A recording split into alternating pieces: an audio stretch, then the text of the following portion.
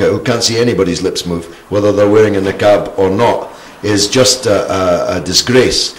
No, in the places that we are targeting, there's no prospect whatsoever of a Tory MP.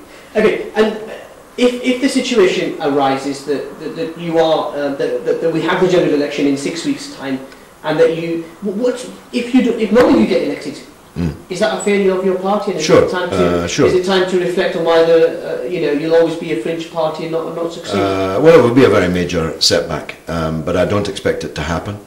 In addition to our parliamentary candidates, of course, we're standing scores of council candidates, including in Rochdale, and I expect that we'll make a breakthrough in several new councils. And in Birmingham, where we already went from 1 to 2 to 3 to 4, and in Tower Hamlets and Newham, where our votes are measured in the tens of thousands, we're going to... No, actually, they're now... We elected 12 councillors. We were betrayed by some who defected, but actually now Labour councillors are beginning to defect to us. So we're back up to strength. Back up to strength. Our votes are counted in the tens of thousands in the East End of London. In fact, the scores of thousands. We've got 40,000 votes in Newham. So we're going to elect, I think, a raft of councillors. We're going to elect a clutch of MPs, and we're going to establish ourselves as the really progressive party in Britain. We're coming to the last few minutes of the interview. Can I just pick up on the assassination of the Hamas commander in Dubai and the British government response? What's your initial reaction to the events that have been unfolding over the past few days?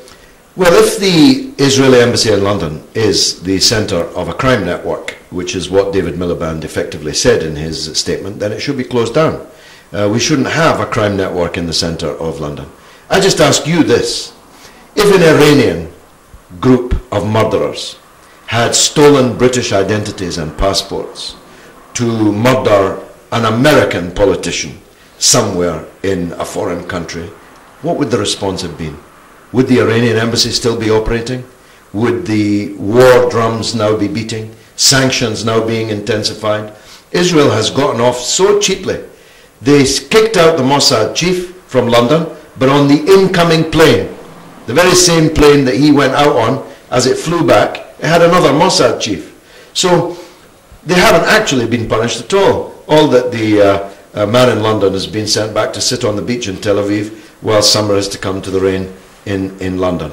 That's not good enough. I mean, do you support Israel's right to exist? No, no state has a right to exist. No ideology has a right to exist.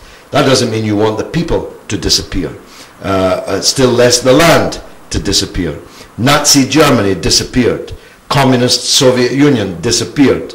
Neither of these two had a right to exist.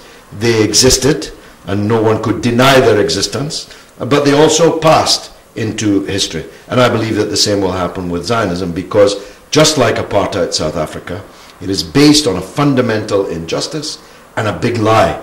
The lie that Palestine was a land without people, and that they, as a people without a land, could go and take it. It was just another European colonial adventure, just like all the others, and it will pass into history just like them.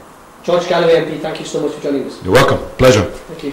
There you have it. This is George Galloway MP, the leader of Respect Party here in Rochdale. Grateful to him for joining us. We're going to take a short break, but when we do come back, we'll bring you a reaction to the rally with George Galloway speaking here in Rochdale.